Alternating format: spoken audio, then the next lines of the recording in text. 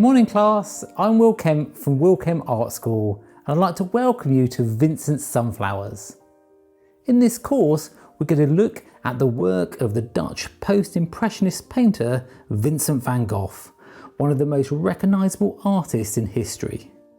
Best known for his bold use of colour and expressive brushstrokes, Van Gogh created paintings that feel full of movement, rhythm and emotion, where the brushstrokes themselves become part of the experience.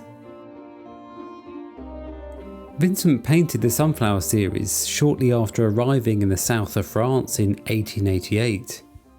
And I've chosen this particular version because it beautifully captures that sense of joy and optimism he felt on reaching Arles, inspired by the brilliant sunlight, vibrant colours and the warmth of the landscape. It was also a pivotal moment in his artistic development. His brushstrokes became looser, his colours became brighter, and he became more expressive than ever in his paintings. There's a reason artists return to sunflowers generation after generation. Within a single subject, they allow us to explore many of the fundamental principles of painting. Through colour, brushwork and texture, you'll discover how to transform a familiar subject into something vibrant, expressive and uniquely your own. And that's one of the ambitions of this course. Not simply to paint a sunflower that looks like a sunflower, but to create a painting full of life, energy and character.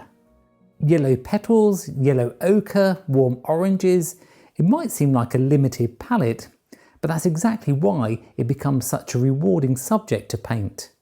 We'll be using a palette inspired by the colours Vincent described in his letters to his brother Theo, giving us a fascinating insight into the pigments and colour relationships that shape the Sunflower series. We'll cover everything from choosing materials, drawing out the composition, to the power of pre-mixed colours before you paint. You'll discover how to use a green to create this amazing blue, how to loosen up your brushworks if your paintings are feeling tight, and how to add depth and visual interest by layering acrylics with gels and mediums. I also want you to achieve results quickly, so I've included my line drawing for you to work from, along with a reference image to follow along with the lessons. So grab a brew, a biscuit and maybe a straw hat for this one, and let's get painting our very own version of the sunflowers.